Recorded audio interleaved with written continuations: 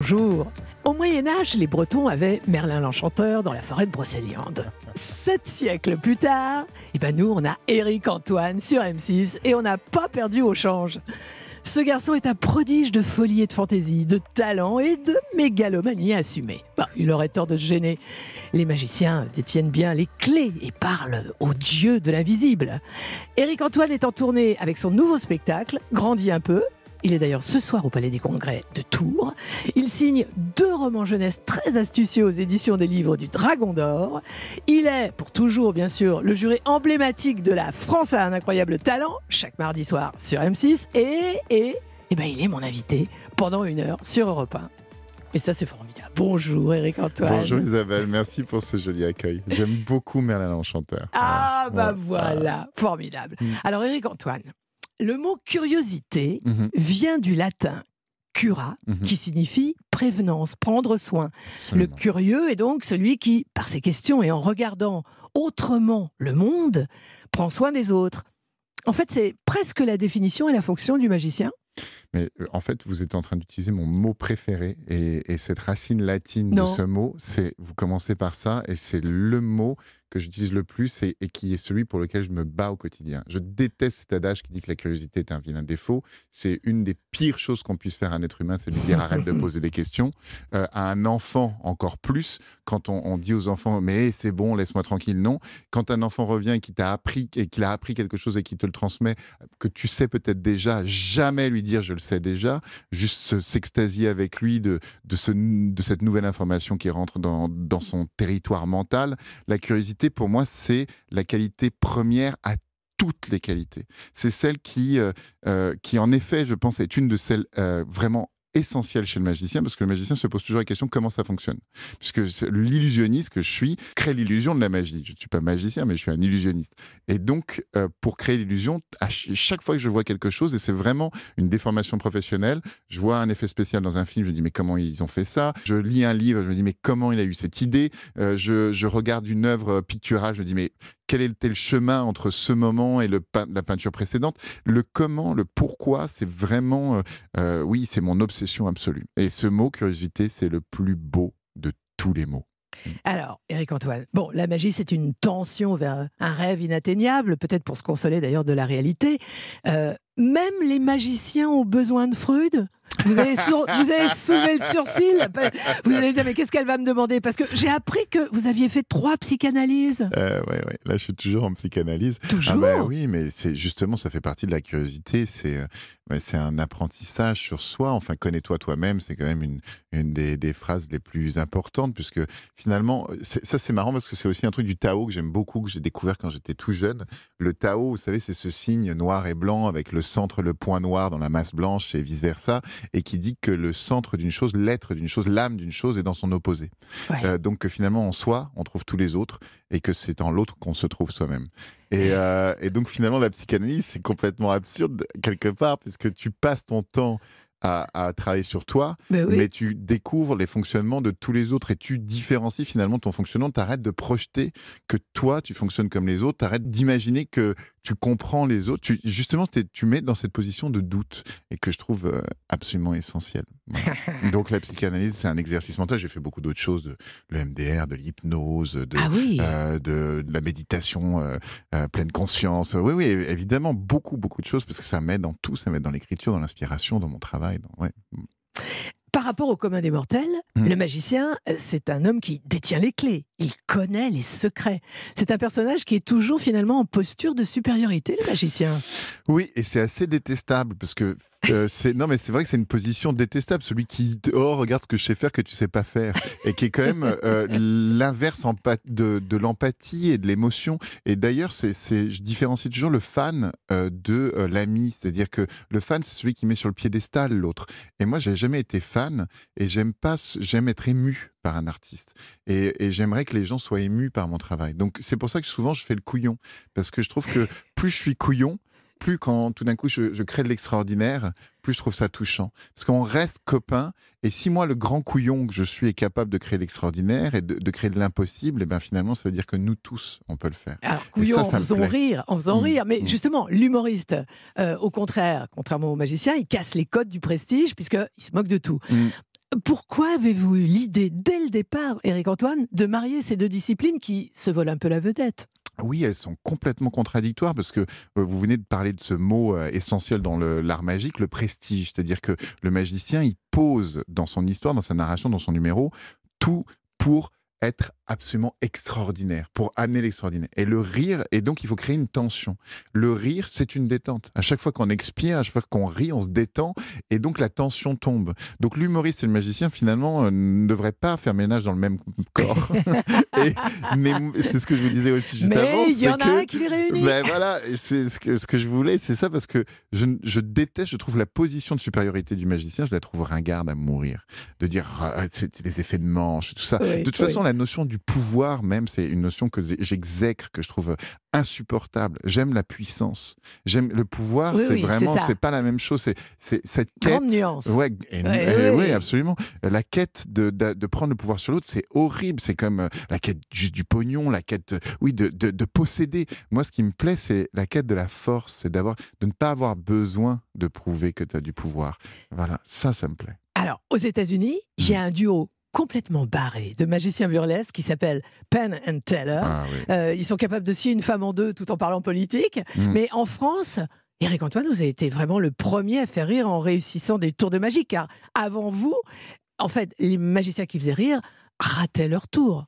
Il y a quand même le fameux Garcimore, évidemment, José Garcimore, qui était délicieux d'humanité, de gentillesse et de talent, qui, en effet, était dans un rôle de magicien comique. C'est le magicien qui rate. Et moi, j'avais envie d'être l'humoriste magicien, c'est-à-dire quelqu'un qui a un point de vue sur la société, qui fasse rire, qui ait des ruptures, qui ait de la vanne, du propos, et en même temps qui réussisse ses tours. Bien que parfois, je fais exprès de les rater. Voilà.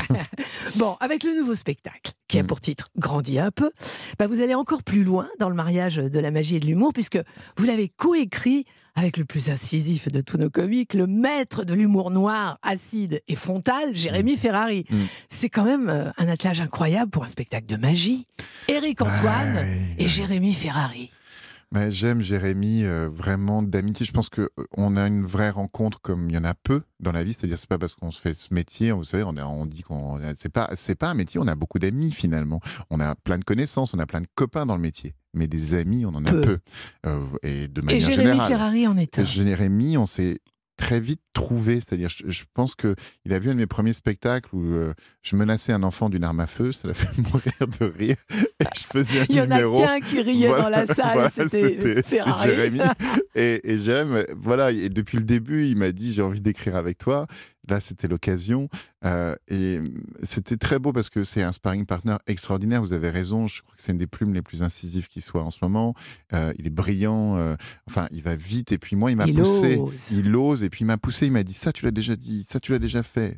Va plus loin. Qu'est-ce qu'on fait? Et donc, j'ai trouvé grâce à lui des vannes. Et puis lui, évidemment, une plume extraordinaire. Donc, il a libéré l'humoriste qui est en vous en l'amenant sur des terrains inconnus, c'est ça?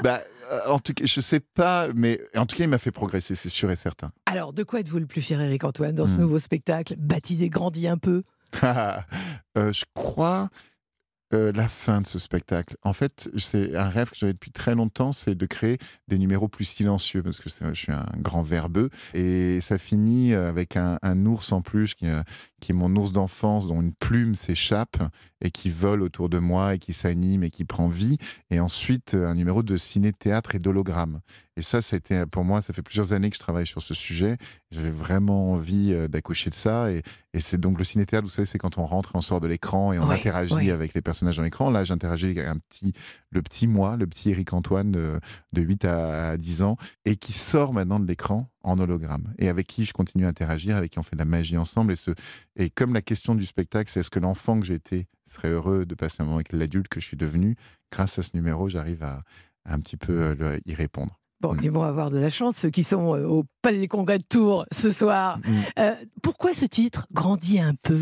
Il y a un triple sens, c'est-à-dire c'est vraiment cette phrase qu'on dit aux enfants que je déteste, grandis un peu. Non, un enfant, c'est un enfant, voilà.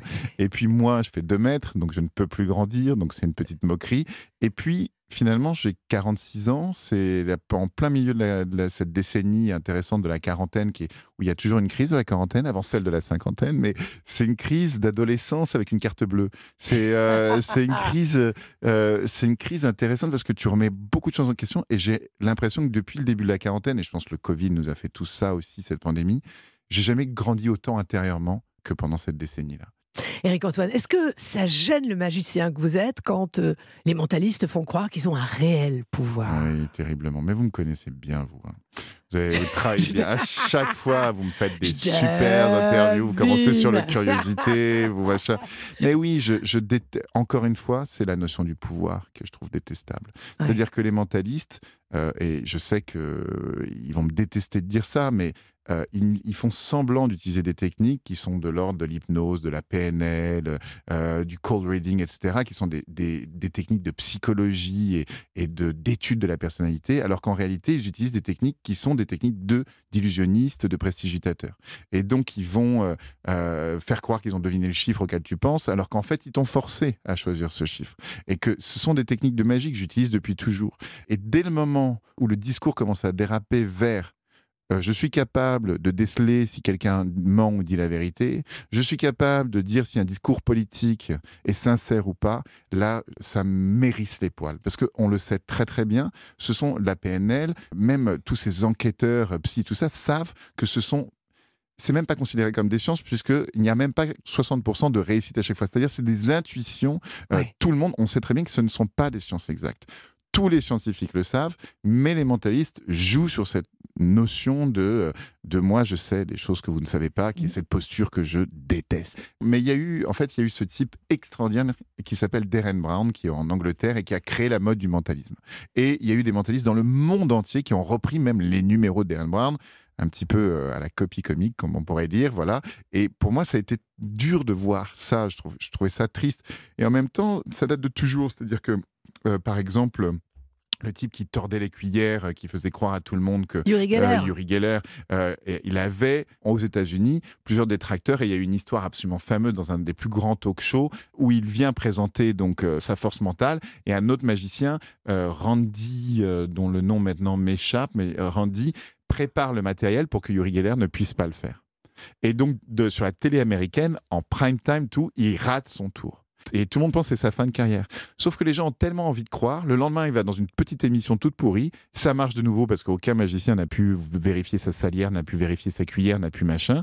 Et donc, sa carrière continue. Aujourd'hui, Uri Geller, il vend des fausses pierres précieuses. Il est riche à millions. Alors que tous les gars qui cherchent la vérité, qui disent par exemple tout le mouvement de la zététique, qui disent, mais vous savez qu'il y a un mouvement qui dit que si vous pouvez nous prouver que vous avez des vrais pouvoirs magiques, oui, on vous donne $1 million immédiatement. Et il n'y a pas une personne au monde depuis des décennies qui a pu arriver à prouver que à chaque fois, le groupe qui est composé de magiciens et de scientifiques trouve comment les gens font. Donc il y a quelque chose. Voilà. Après, c'est marrant parce qu'en même temps, je suis un peu mystique aussi parce que je crois à la magie. Oui, parce que j'allais vous dire, juste avant de faire une pause très courte, mais franchement, il n'y a que les magiciens qui ne croient pas en la magie, puisque c'est eux qui l'ont créée.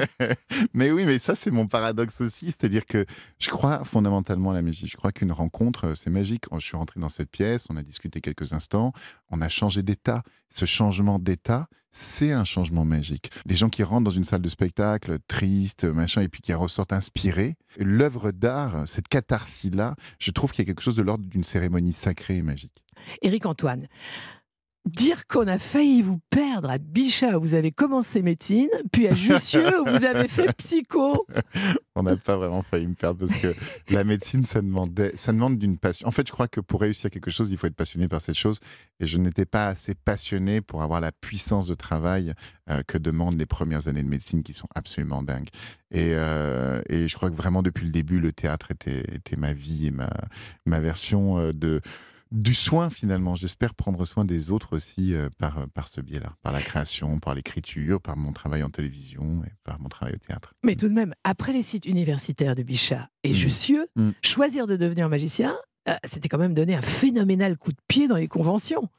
Oui, j'ai eu une chance folle. J'avais une maman qui m'a mis dans mon premier cours de théâtre, qui m'a dit va là-bas. va voir, ça va c'est votre t'intéresser. maman. Oui, il m'a présenté mon premier prof de théâtre. Il m'a dit, tiens, elle l'avait rencontré, c'était une intellectuelle, une auteure, psy, et elle avait une curiosité aussi assez généraliste. J'aime bien, je crois que c'est Cyrulnik qui dit ça, qui se définit comme un milieu de terrain au foot. C'est-à-dire quelqu'un qui peut jouer en défense, en ailier, en attaque. Et ma mère, elle avait ça. C'était une psy, mais elle était en même temps jungienne et lacanienne. Elle pouvait parler de Freud. Il y avait une ouverture d'esprit assez importante chez elle. Et le théâtre, ça l'a attirée. Et je crois qu'elle avait une fibre artistique assez forte.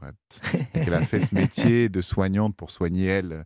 Sa famille, elle a arrêté pas mal de choses et moi, j'ai pu devenir un artiste. Voilà. Donc, à l'âge de 13 ans, eh bien voilà que vous achetez vos premiers tours de magie dans la plus ancienne boutique de magie au monde, ouverte en 1808, à 2 pas du Panthéon, Mayette Magie. Puis vous achetez, là, on est en 89, des cassettes VHS qui proposent des cours de magie.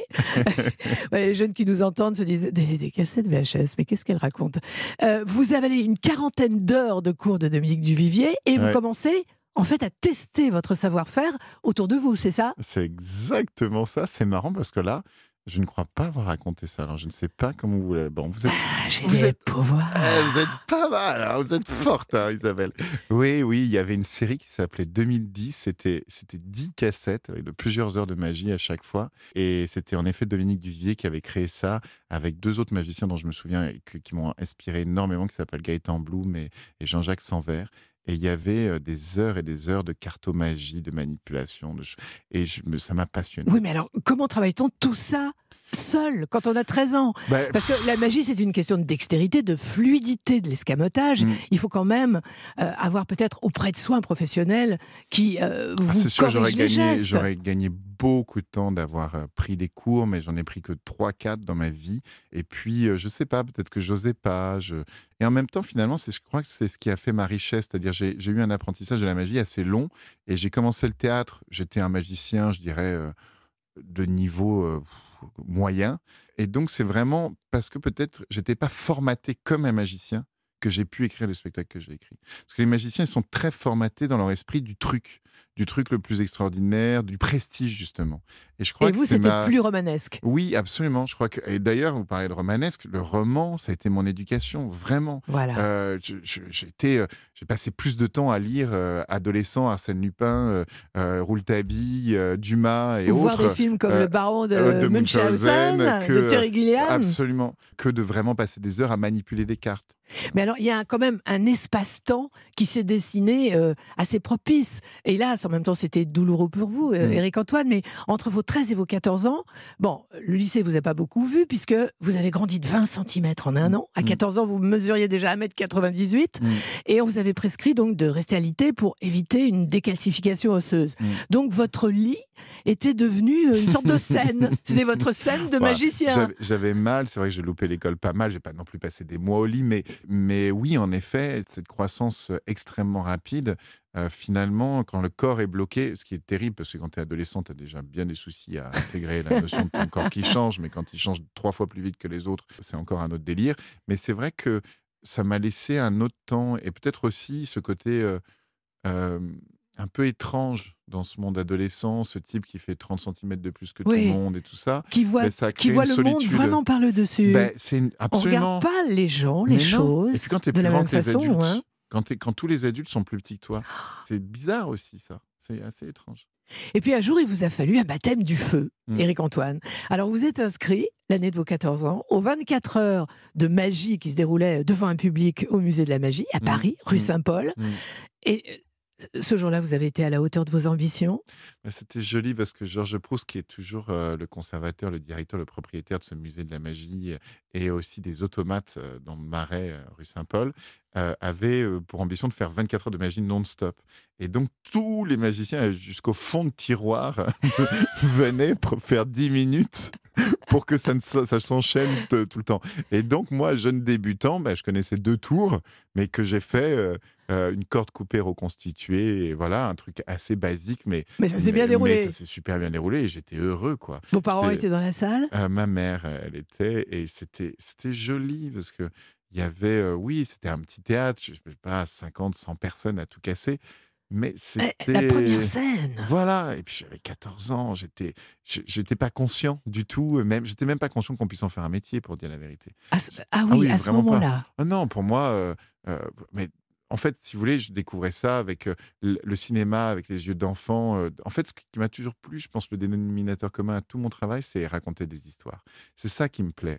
Alors, Éric-Antoine, un magicien, c'est d'abord un technicien. Est-ce qu'aujourd'hui, en 2022, un apprenti magicien démarre toujours l'apprentissage du métier en se faisant la main avec des tours de cartes?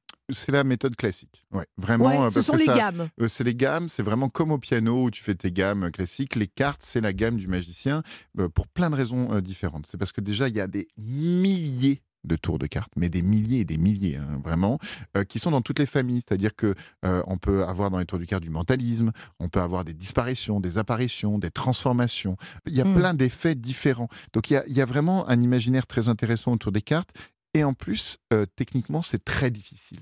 Donc il y a vraiment, des niveaux à passer de dextérité. Donc c'est ça qui est beau, quoi, avec, cet objet. Alors, vous dites, le problème de la magie, bah voilà, c'est comme le jazz. On connaît les classiques, il y a beaucoup de standards Mmh, et on se retrouve avec des magiciens qui font à peu près tous les mêmes numéros. mmh. La vraie difficulté, c'est donc d'être singulier. C'est un travail personnel, ça, où il y a des coachs, il y a des formations pour ça, pour Il y a trouver véritablement sa voie. Alors, il y a des choses qui sont arrivées dernièrement. Non, il n'y a pas de formation. Il y a maintenant, Dominique Duvivier, dont on parlait tout à l'heure, a un diplôme de magie qui fait passer au double fond, qui est assez intéressant, qui est un diplôme d'État. Le Heu, double fond, c'est... c'est le seul théâtre de magie, fixe en France, qui se trouve à Paris, place D'accord. Sainte-Catherine. Et eux, ils ont une formation, sur 1 an, où ils t'apprennent quand même des vraies bases et où il y a vraiment un intérêt à aller voir, à comprendre et à apprendre ce métier. En plus, c'est par des professionnels, qui ont vraiment une expérience, extrêmement costaude. Il y a à Châlons, au CNAC, voilà, au Centre national des arts du cirque, un mouvement dont je suis absolument féru, grand défenseur, mené par Valentine Lezo et Raphaël Navarro, qui s'appelle le mouvement de la magie nouvelle. Et eux, ils ont un point de vue sur la magie extrêmement intéressant, c'est la magie sans magicien. C'est-à-dire que la magie arrive, c'est pas le magicien qui fait de la magie, regarde ce que je sais faire, c'est tout d'un coup D'accord. le jongleur C'est comme jongle. un événement. C'est ça, le jongleur jongle, la balle s'arrête en l'air, en antigravité, et puis elle change de couleur. La danseuse danse, et puis elle va tomber, et elle s'arrête en plein mouvement. C'est-à-dire la magie arrive, et donc là, il y a une formation qui est extrêmement intéressante. L'écriture, vraiment, ça te nettoie les neurones sur ce qu'est la magie, ce C'est qu'ils ce sont qu'a en train de faire. initié ce magicien dont vous avez évoqué le nom tout à l'heure, Bloom. Ah, Gaëtan Gaëtan Bloom, Bloom. Gaëtan Bloom, c'est vraiment pour moi quelqu'un qui tirait justement dans les coins. C'est-à-dire, il y a les imaginations, vous savez, par similarité, une voile, un bateau, et puis il y a le nom d'une imagination où une chose n'a pas rapport avec une autre. Et tout d'un coup, c'est le chemin qui se crée qui est complètement étonnant. Et Gaëtan, il avait cette force-là, il fait disparaître une balle, il fait apparaître une balle de l'autre côté, et il soulève la table, et on voit sous la table toute une espèce de machine avec des locomotives, une pelleteuse minuscule, hein, bien sûr miniature, pour transporter une balle. C'est-à-dire que la méthode était plus spectaculaire encore que les faits. Et ça, il y avait beaucoup de choses chez Gaëtan, et toujours d'ailleurs, c'est vraiment un des esprits les plus créatifs de la magie en France. Ouais. Éric-Antoine, quand vous avez lâché les études de psycho, Mhm. après avoir abandonné les études de médecine, enfin, à moins que ce ne soit elle qui vous ait largué, Ouais. vous vous êtes donné 10 ans pour réussir à vivre de la magie. 10 Mhm. ans pour vous faire un nom et cesser d'inquiéter votre banquier. Alors, que s'est-il passé pendant ces 10 ans? C'était un long chemin. En effet, j'étais étudiant quand même jusqu'à 23-24 ans. Je m'étais dit jusqu'à 30 ans, si tu n'as pas réussi à vraiment stabiliser ta situation artistique, professionnelle, à vivre, à pouvoir créer ce que tu as envie de créer, parce qu'en fait, l'idée, c'est pas de gagner de l'argent, c'est d'avoir les moyens de ses idées. C'est ça, le truc. Bien Si c'est sûr. pour travailler toute sa vie au rabais, et pas avoir les moyens et souffrir de ne pas... c'est quand même une vie extrême. La vie d'artiste, c'est une vie dure, hein. Mmh, mmh. Beaucoup de copains qui vivent de 2, 3 métiers, qui sont toujours dans une espèce de frustration, qui peuvent être extrêmement talentueux pourtant. Mmh. Mais il y a parfois les planètes ne sont pas alignées. Donc, bon, voilà. Je m'étais dit, il est hors de question que j'aille faire des mariages, des close-up à des mariages à plus de 30 ans. Donc il s'est passé plein de choses.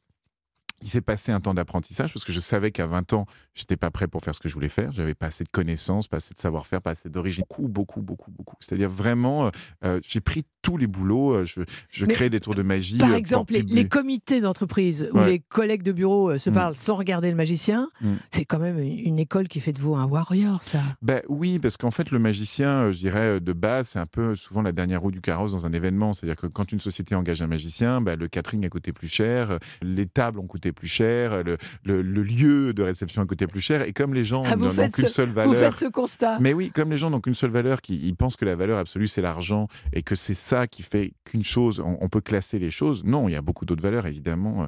Il y a quand même des valeurs intellectuelles, émotionnelles, écologiques, amicales, empathiques. Enfin, il y a beaucoup de choses qui ont de la valeur. Donc, l'acte artistique, pour moi, il est plus important qu'un acte financier, ou l'acte de générosité, de temps, par exemple. Donner son temps peut être plus important que donner son argent. Mais peu importe. En tout cas, le constat, c'est que le magicien coûte moins cher que beaucoup d'autres choses dans un événement. Donc, par définition, il est souvent maltraité. Mais c'est terrible de ne pas le regarder faire. Oui, ça arrive. Son tour, être dans l'exercice de son art. Enfin, ce manque de curiosité, on en revient là. Oh oui, mais c'est pas grave quelque part. Et d'une cruauté. Oui, mais c'est pas grave parce que finalement, tu es obligé d'être tellement fort et tellement bon que tu deviens... on ne peut pas passer à côté de toi. Insubmersible. Voilà. Mais à la fin, quand même, de cette décennie, ces 10 ans que vous vous étiez donné, quand vous couriez encore, je ne sais pas, d'un goûter d'anniversaire à une fête d'entreprise, est-ce que vous avez eu la tentation, à 28, 29 ans, vous savez, vous voyez arriver encore un an, j'en ai 30, est-ce que vous avez eu la tentation d'arrêter et de rentrer dans le rang? Oui, vraiment les dernières années de ma vingtaine, j'ai vraiment eu, pas rentrer dans le rang, mais j'avais envie de devenir psy, de reprendre la psycho, que je trouve être un métier absolument merveilleux. Le métier de votre maman. Le métier de ma maman, enfin de toute façon, je trouve les deux plus beaux métiers, c'est les métiers du soin et les métiers de la transmission, de la pédagogie. J'ai un respect absolu pour les professeurs. Je trouve que quand c'est une vocation, c'est un des plus beaux métiers du monde. Et le soin, évidemment, prendre soin des autres. Bon, voilà. Donc je ne pense pas que j'aurais été triste. Je pense que j'aurais fait un autre métier qui m'aurait rendu heureux, parce que je pense prendre soin des autres, ou transmettre, ou réfléchir, ça m'aurait beaucoup plu aussi. Mais vous avez pu continuer, puisqu'est arrivé en 2006 la première saison de La France a un incroyable talent. Et alors, jamais, vraiment jamais, vous n'auriez imaginé qu'un jour vous en seriez le juré emblématique, puisque en 2006, vous êtes apparu sur le plateau de cette émission comme candidat, un candidat anonyme parmi une centaine d'autres. Mais que s'est-il passé pour que soudain votre destin bascule? Vous leur avez fait quoi? C'était cool sans le savoir, hein. J'avais aucune idée de ce que c'était que la télévision, mais une caméra m'a suivi toute la journée. Et puis toute la journée, je m'amusais à faire des tours aux autres candidats, machin. Et puis, par chance, ou parce que ce que je faisais était suffisamment bon, ils ont fait de moi un des fils rouges de cette première émission. C'était la première émission de la première saison. Il y a donc 17 saisons de ça.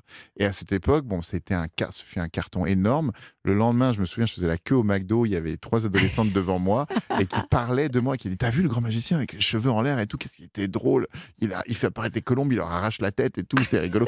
Et je me suis rendu compte de la puissance de ce média. Puis coup de chance aussi, à l'époque, un des jurés était Jean-Pierre Dambois, qui est devenu mon attaché de presse, qui a cru en moi et qui m'a fait rencontrer mon producteur Thierry Suc, qui a fait venir la presse, donc le bouche à oreille, le bouche à bouche, le pied au pied. Les gens se sont touchés. Finalement, ça vous a offert des scènes de plus en plus grandes, et votre présence ensuite, le dimanche chez Michel Drucker, vous a ouvert carrément les portes des Zéniths. Mais on ne fait pas la même magie dans les Zéniths que dans les cabarets. Donc soudain, Éric Antoine, vous deveniez le David Copperfield français, c'est ça? Pas tout à fait, même si j'ai le plus grand respect pour David Copperfield, qui est sans doute le magicien le plus doué de notre... C'est vrai? Ah oui. C'est vrai? En termes de créativité, d'écriture, de tours, d'idées, il a quasiment pris tous les standards et il en a fait la meilleure version. Il en a fait à chaque fois une version absolue. Oui, c'est vraiment... Y a-t-il un seul tour de magie de David Copperfield que vous n'avez pas élucidé? Non, parce que heureusement, c'est mon métier de trouver. Non, mais vraiment très fort. Mais c'est vrai que j'ai dû changer de magie, j'ai évolué. Je suis passé du qu'on appelle le close-up, la magie de proximité, à la magie de salon. Donc je suis passé d'un tour de cartes à faire apparaître des boules de boule. Le plus doué de notre... C'est vrai? Ah oui. C'est vrai? En termes de créativité, d'écriture, de tours, d'idées, il a quasiment pris tous les standards et il en a fait la meilleure version. Il en a fait à chaque fois une version absolue. Oui, c'est vraiment... Y a-t-il un seul tour de magie de David Copperfield que vous n'avez pas élucidé? Non, parce que heureusement, c'est mon métier de trouver. Non, mais vraiment très fort. Mais c'est vrai que j'ai dû changer de magie, j'ai évolué. Je suis passé du qu'on appelle le close-up, la magie de proximité, à la magie de salon. Donc, je suis passé d'un tour de cartes à faire apparaître des boules de bowling. Et puis, à des boules de bowling, je suis passé à disparaître sur scène et apparaître au fond de la salle. Donc, et quand ce sera le Stade de France, Éric-Antoine, ce seront des éléphants qui arriveront en troupeau. Fait déjà par Houdini. Houdini faisait apparaître des éléphants. Il faisait apparaître des sur éléphants. Scène. Absolument. Waouh. Est-ce qu'il existe une protection par droit d'auteur pour ceux qui créent des tours de magie? Est-ce qu'on peut déposer un... Voilà, on ne peut pas déposer un effet. Donc c'est pour ça que moi, quand j'écris, par exemple, Magie Délirium, mon 3e ou 4e, je commençais nu dans une baignoire et j'en sors sec et habillé. Même si personne ne peut refaire ça. Quand je commence mon 2e spectacle et que le fond de scène tombe sur mon assistante qui décède et je descends les marches d'escalier sur elle et je dis « vous en faites pas, j'ai d'autres assistantes », je sais que Votre personne épouse, d'ailleurs, qu'on salue. ne peut faire ça. Quand aujourd'hui je parle à l'enfant que j'ai été qui sort de l'écran, je sais que personne ne peut faire ça. C'est-à-dire qu'on pourrait le faire, c'est-à-dire un autre pourrait mécaniquement trouver des solutions pour faire ce que j'ai fait. Mais c'est tellement unique et ça me correspond tellement que voilà, c'est pas possible. Alors évidemment, moi je prends des standards aussi, par exemple des lectures dans la pensée, deviner la carte à laquelle tu penses, je le fais à ma manière, à votre sauce. Donc, mais évidemment là c'est un standard, c'est pas moi qui l'ai inventé. Alors Christian Fechner, qui a été l'un des plus importants producteurs de cinéma en France dans les années 70, 80, 90 et même début des années 2000, était également célèbre dans le monde entier pour les tours de magie spectaculaires qu'il inventait et qui se vendaient d'ailleurs fort cher. Champion du monde de magie, il a été champion du monde de magie. Parce que je pensais que souvent les créateurs de tours de magie ne faisaient pas de scène. Alors lui, il avait présenté ses créations parce qu'il y a plusieurs catégories au championnat du monde et lui avait présenté, si je me souviens bien, c'était un tabouret de lévitation pour lequel il avait gagné le grand prix de créativité mondiale de la magie à la FISM, la Fédération internationale des sociétés magiques. C'est un énorme collectionneur. Il avait récupéré quasiment toute la collection de Robert Houdin, qui est Jean-Eugène Robert Houdin, le créateur de la magie moderne. Houdini a porté son nom en hommage à Jean-Eugène Robert Houdin. Et une grande partie de la collection... Il ne faisait pas de scène. Alors lui, il avait présenté ses créations, parce qu'il y a plusieurs catégories au championnat du monde. Et lui avait présenté, si je me souviens bien, c'était un tabouret de lévitation pour lequel il avait gagné le grand prix de créativité mondiale de la magie à la FISM, la Fédération internationale des sociétés magiques. C'est un énorme collectionneur. Il avait récupéré quasiment toute la collection de Robert Houdin, qui est Jean-Eugène Robert Houdin, le créateur de la magie moderne. Houdini a porté son nom en hommage à Jean-Eugène Robert Houdin. Et une grande partie de la collection de Fechner est partie aux États-Unis maintenant chez David Copperfield, qui l'a dans son musée perso. Et je sens qu'il y a... vous aimeriez bien avoir... Non, c'est très beau. C'est dommage, ça fait du patrimoine. Non, mais il y a un très beau musée à Blois. Il y a un très beau musée à Blois avec de très beaux objets de Robert Houdin. D'ailleurs, c'est dans l'ancienne maison de Robert Houdin. Donc il y a une collection française et il y a de très belles choses.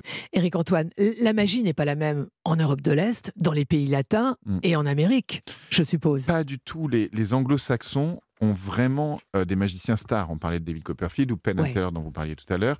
Il y a toujours aux États-Unis, David Copperfield, il faut savoir qu'il a vendu plus de billets que Madonna, Michael Jackson et les Beatles additionnés.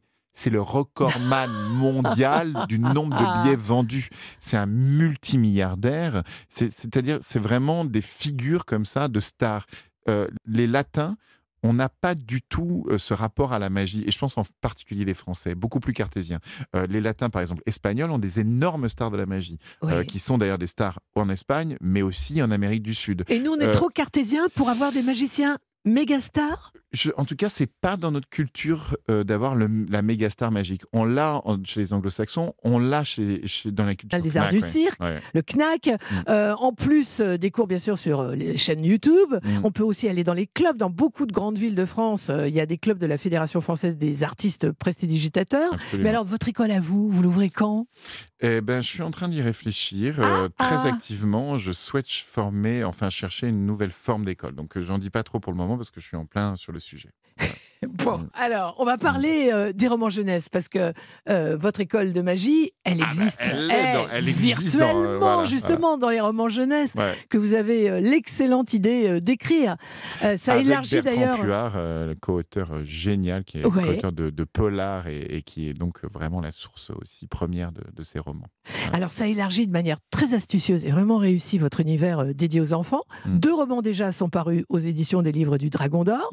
On connaissait Poudlard, l'école de magie et de sorcellerie de Harry Potter. Et ben voilà, il existe désormais une autre école baptisée Abracadabra, où se passent des choses tout aussi fascinantes avec des enquêtes trépidantes à dénouer. Oui, alors là, chez Poudlard, c'est des sorciers qui ont des pouvoirs mystiques. Alors nous, on est vraiment dans une école d'illusionnistes, de prestidigitateurs qui apprennent vraiment les ficelles du métier. Il y a 3 jeunes étudiants que sont Omar, Eva et Jules. Vos héros récurrents. Mes 3 héros.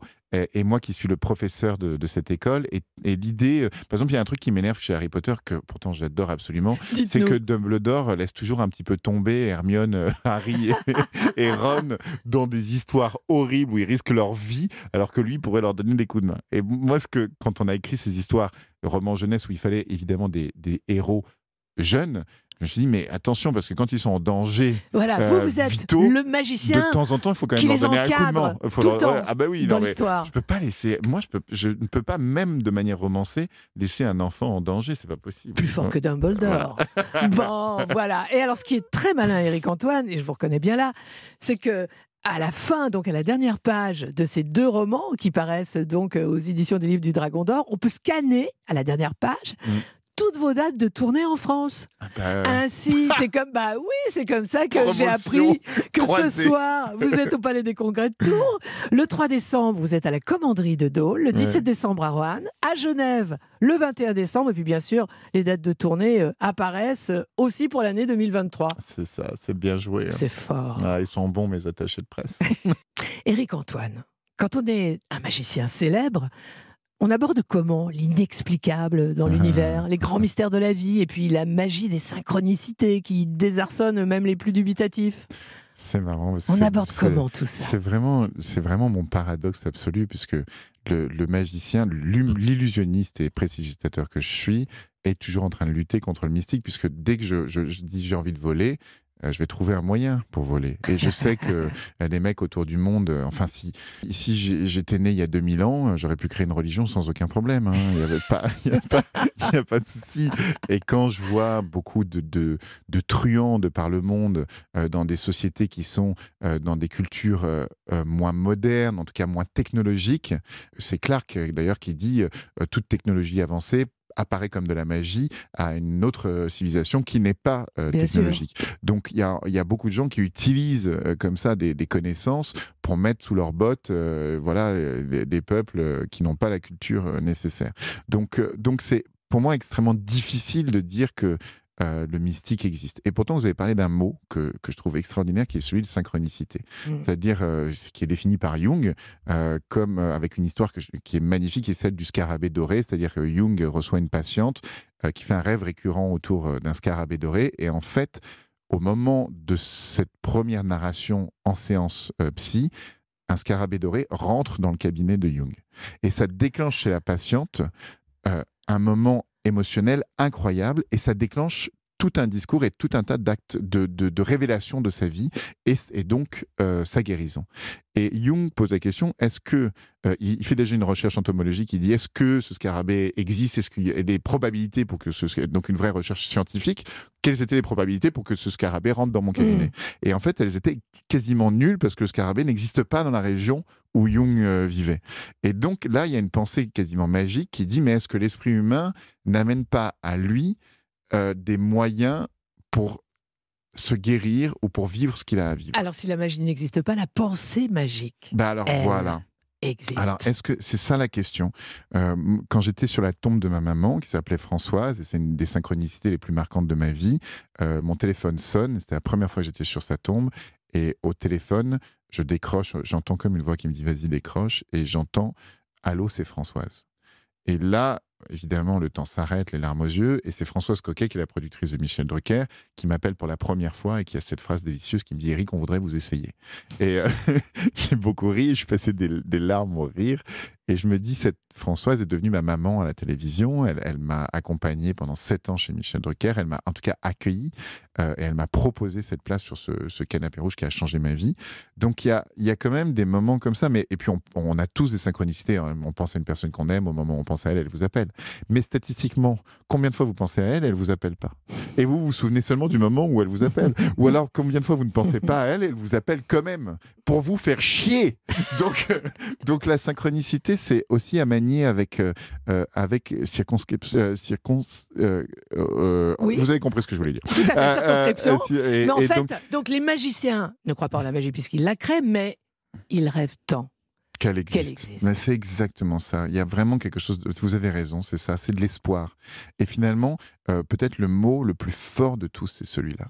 Voilà. C'est l'espoir. C'est-à-dire que ça bat toujours tout.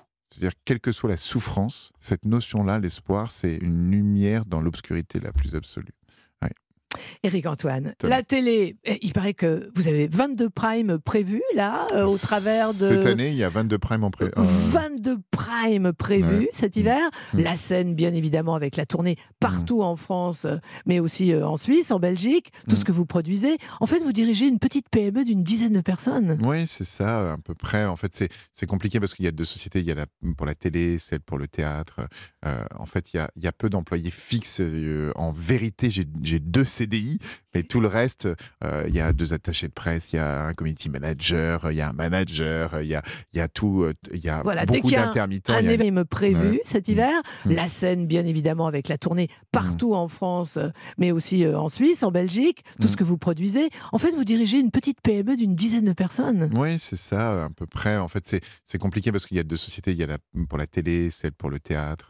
En fait, il y a peu d'employés fixes.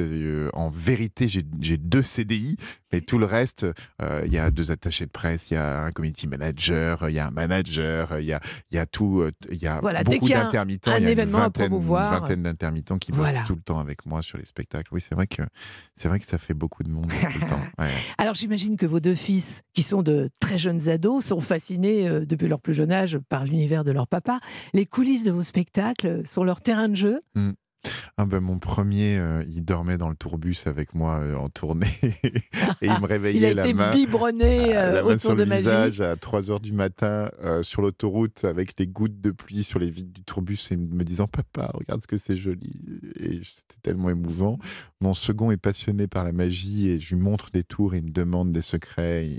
Donc la relève est assurée. On verra. En tout cas, j'essaye de nourrir leur curiosité.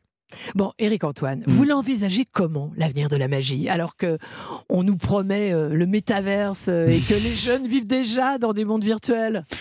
Déjà, pendant le Covid, pendant les 2 ans, je crois que j'étais un des seuls, si ce n'est pas le seul artiste francophone à avoir créé un spectacle digital qui a joué autant. On a joué 70 fois pendant la période pandémique. Donc j'ai quand même explorer une manière de faire de la magie à distance, en digital, en Zoom. On avait 1000 familles, donc 3000, 4000 personnes en face de nous et je rentrais chez les gens par le biais d'une application qui était Zoom à l'époque pour faire des tours avec les objets qu'ils avaient chez eux, etc. Donc je pense qu'il n'y a pas de limite. C'est-à-dire les transformations de la société créent de nouveaux artistes, créent de nouvelles formes d'écriture. Là, on a évidemment une digitalisation absolument énorme. Je pense que j'aurais commencé il y a 20 ans, j'aurais sans doute été youtubeur avant d'être artiste de scène. Donc c'est possible, mais en fait, ça m'inquiète pas dans le sens où une évolution, c'est une évolution, elle est à prendre comme elle est. La base de tout, c'est d'accepter déjà le moment dans lequel on est. Et après, on voit ce qu'on fait avec ça. Voilà. Il paraît que vous avez déjà réfléchi à votre épitaphe. Hein. Vous êtes très très très jeune, mais celle-là, elle est trop savoureuse. Je ne pouvais pas achever cette conversation sans que vous ne la livriez. Parce que, votre épitaphe, ce sera... En 2 temps. En 2 temps, n'est-ce pas? Alors, on a très gros. Voilà. Ne pas déranger. Voilà. Mais alors, ce qui est absolument irrésistible, c'est ce que vous êtes tenté d'écrire en dessous en minuscule. Ouais, c'est-à-dire, si tu t'approches vraiment de la pierre tombale, tu vois des petites écritures et tout petit en bas, il y aurait écrit « Si tu peux lire ça, c'est que tu es en train de me marcher sur les couilles ». Et je trouve que les gens rient même après ma mort et ça me fait marrer.